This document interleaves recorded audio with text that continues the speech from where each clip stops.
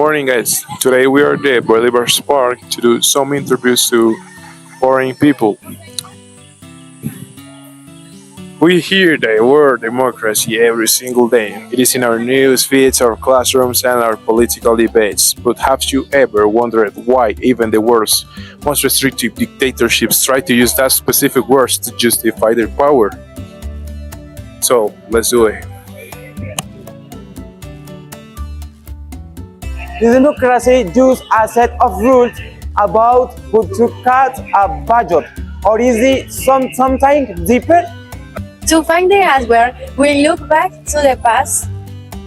Imagine King John of England being forced to sign the Carta Magna. For the first time, a monarch acknowledged that even he was bound by the law. That was the part in established that not one, no matter how powerful, is about the rules.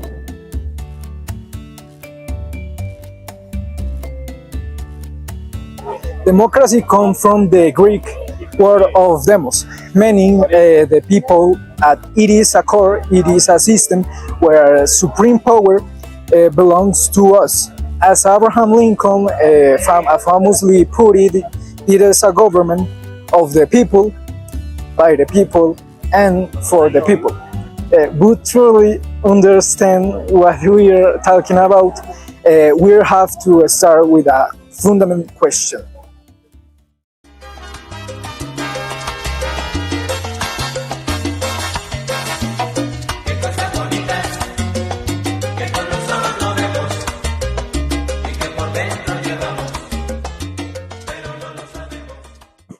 Does extreme inequality harm democracy? Do I believe in equality and democracy? Yes. What do you think about it? I think that it's essential for the growth of a society, and it helps everybody cohesively work together for the improvement of society as a whole. There's a lot of things happening around the world, right? And there's a lot of different cultures. And if we actually try to go in and try to experience each of the culture, you'll see a lot of similarities, first of all.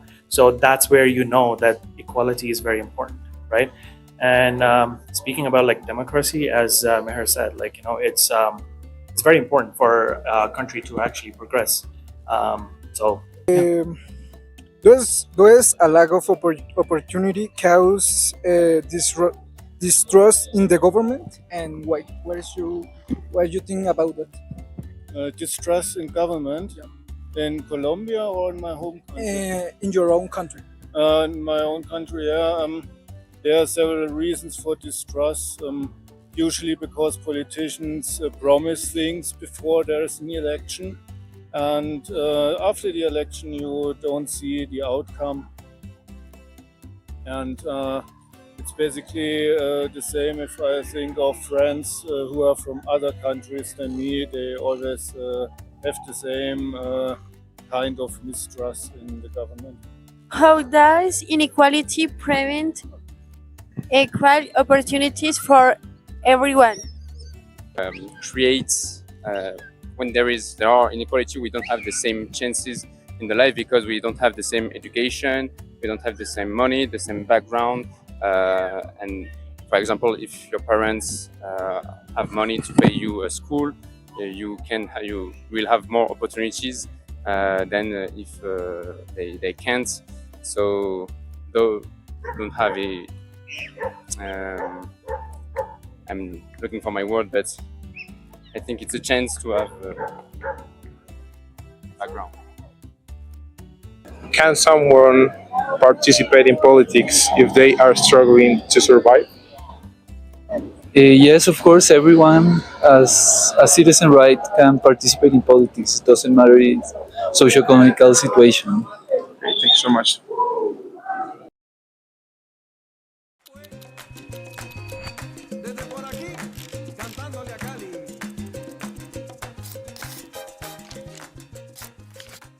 During the third section, the conversation shifts to the roots of Ahalut as side defense, engage with tyranny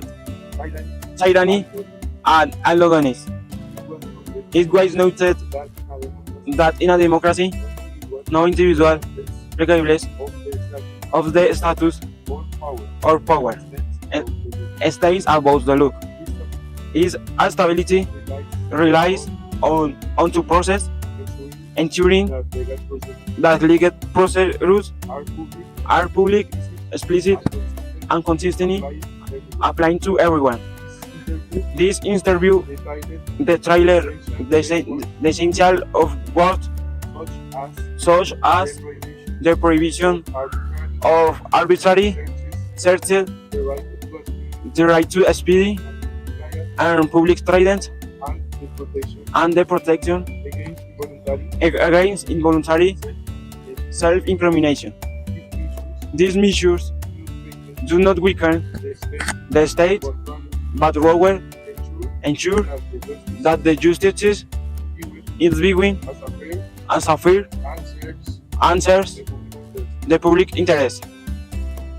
During the third session, the conversation shifted to the rule of a law as a defense against both tyranny and lawlessness. It was noted that in a democracy, no individual, regardless of their status or power, stands above the law. Stability relies on due process, ensuring that legal procedures are public, explicit, and consistently applied to everyone. The interview detailed essential safeguards such as the prohibition of arbitrary searches, the right to a speedy and public trial, and the protection against involuntary self-incrimination. These measures do not weaken the state, but rather ensure that the justice system is built as a fair and serves the public interest. In our first discussion, the focus was on the how democracy serves as the institutionalization of freedom.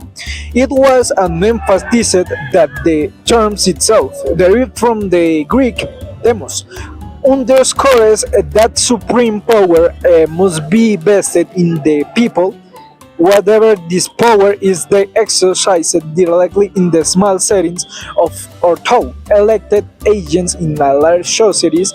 The underlying principle remains that is a government of the people, by the people, and for the people.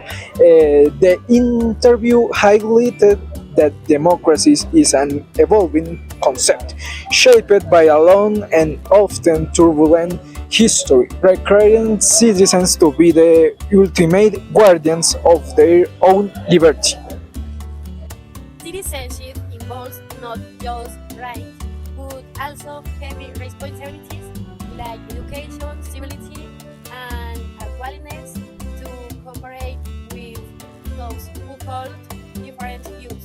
A major theme was pluralism, the expensive of a large fabric of private organizations and unions, religious groups, and associations that operate apart of state. This independent realms allows citizens to seek peaceful self-fulfillment and community belonging without being subjected to the heavy hand of the government. Back to all dice. Dice. Is democracy just a seat of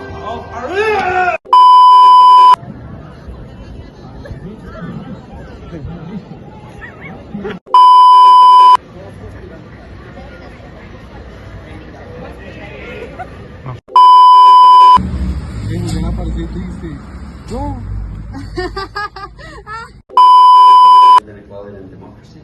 Yes. And what do you think about it?